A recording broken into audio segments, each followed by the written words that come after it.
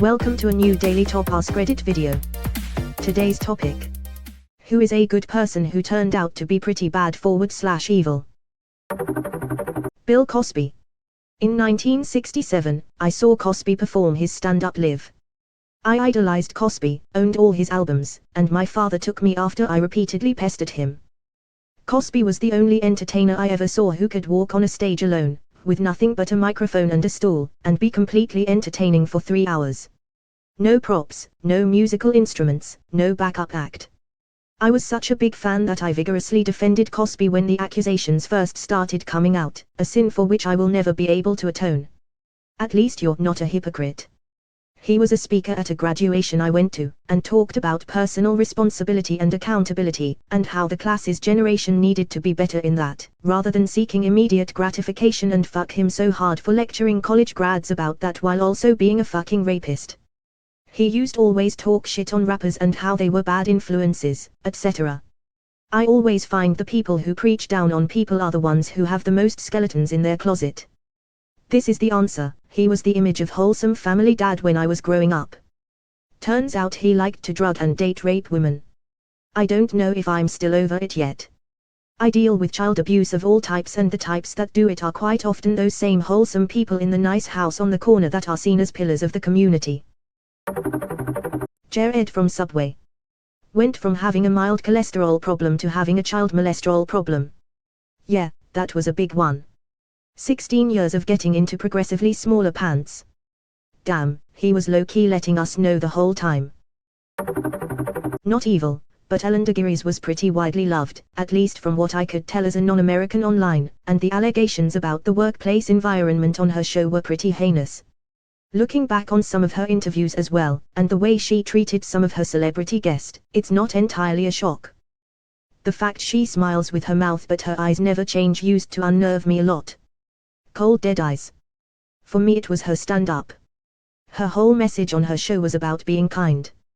But her stand-up had moments of incredible mean-spiritedness with her audience. That bitch absolutely made Taylor Swift have a mental breakdown on her show. What type of person does that? Like having a slideshow of all of your exes and people you weren't even with but the public speculated, being plastered all over the internet, just for the whole crowd to laugh because they didn't realize it wasn't staged. Poor Taylor man, and Ellen is known for being a sociopath. I just wonder how people don't realize about that. Eric Andre, Seth MacFarlane, Trey Parker, they all said it. I'm not a Taylor Swift fan, but as someone who remembers getting grilled about their dating life at that age, I feel bad for her.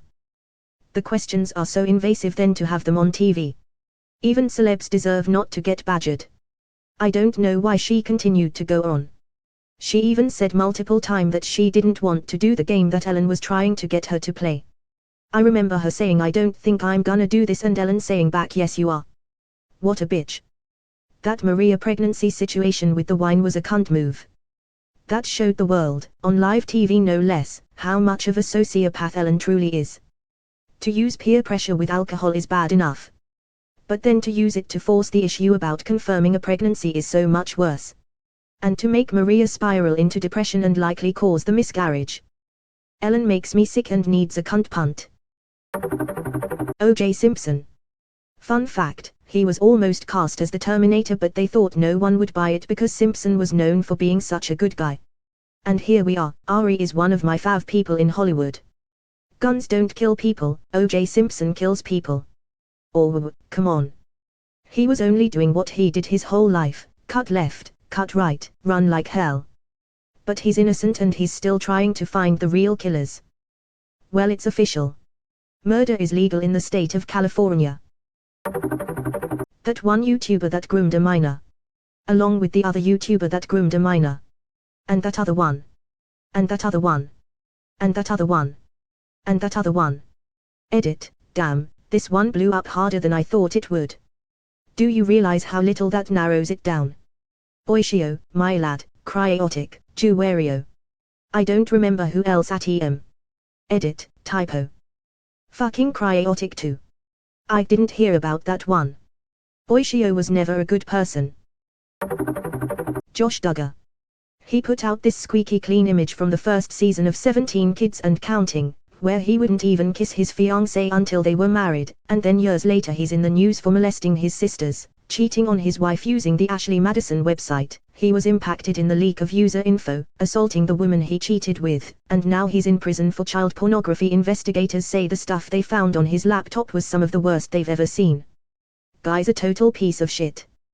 The Duggars in general. I remember they used to keep updates on a site, don't know if they do now.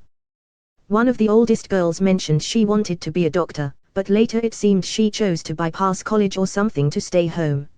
I don't entirely think it was all her idea to stay home. Someone's got to care for the absolute truckload of children after all. It is super weird how they insisted, in an earlier season, that if any of their kids of either gender really wanted to go to college and have a career they'd support it. But I see more and more of their kids reach adulthood, and so far the girls just get married. I think one of them worked as a midwife for a little while, but no one's gotten a college degree, and none of the boys seems to have found steady, gainful employment. Now, they have 19 kids. I've seen parents of much smaller families say they are not gonna put all their kids through college because they simply can't afford it, and I think it's valid to say if you have a plan and that plan involves college, we'll talk about it, but there are other legitimate paths to success. But it also kinda seems like they were all heavily discouraged from pursuing career paths that required a degree. What I don't understand about this guy was he went through one very public shaming when the molestation of his sisters was revealed. He escapes prosecution thanks to the intervention of his dad. Then he uses an office computer to load up pedophile images so that sooner or later he was going to get caught. It's like he has this death wish or maybe a desire to inflict maximum damage on his dad and the entire Duggar brand.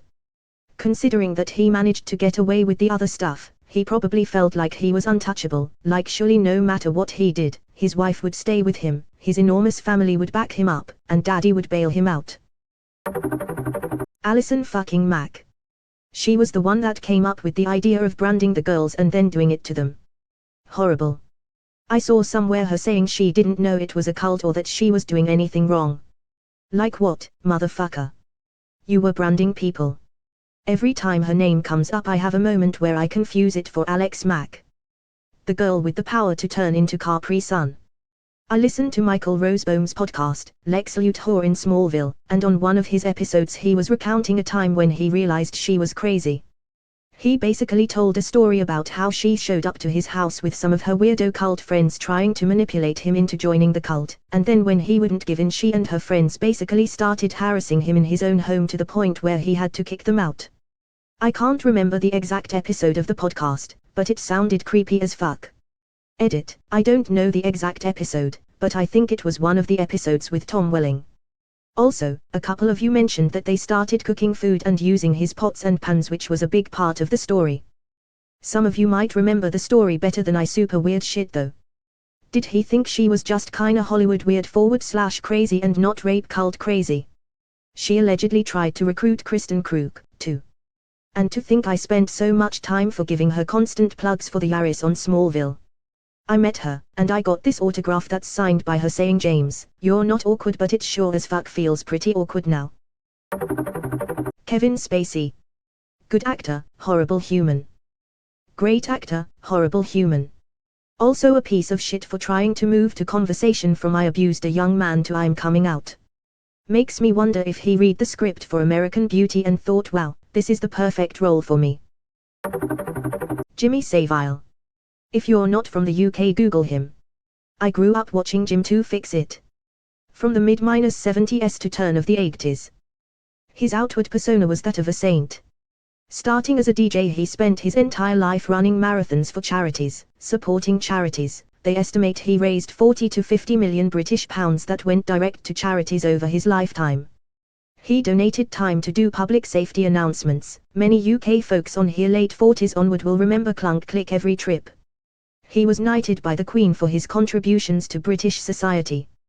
Before he died, 2011, there had been investigations into sexual misconduct, but nothing really came to light in public. They now believe that he was the most prolific sexual predator that Britain has ever experienced, with around 300 potential victims over 60 years, many of them children. Savile was one of those people who I didn't grow up following, but for most of my life, I'm 51, when I heard his name mentioned I had the utmost respect for him. I still remember very clearly when all of his atrocities began to be publicly disclosed. I was disgusted by him and profoundly sad, more than I expected, that this person who I had respected had betrayed that respect. His work for society was, at least originally, genuine if not sincere to his death, but at the same time, he was quietly evil, despicably preying on vulnerable people and kids. People have gone back and thoroughly scrutinized his interviews and autobiographies and believe there are several components that could be interpreted as him regretting things he's done, trying to admit what these were, and veiled calls for help. I have no sympathy for him, but he must have been a tortured individual. Fun fact, he's part of the reason why the Sex Pistols were banned from the BBC. Yes, they swore a lot, but Johnny Rotten asked, so are we gonna talk about how Jimmy Savile ain't allowed around little kids? They cut it from the interview and didn't mention it for years. Yep. The BBC execs who effectively censored national media to cover for a child predator should be charged too. British politics is too corrupt for it, though. From what I can tell, it's like finding out Mr. Rogers was a perv. It's like finding out Bill Cosby was a perv. Oh wait.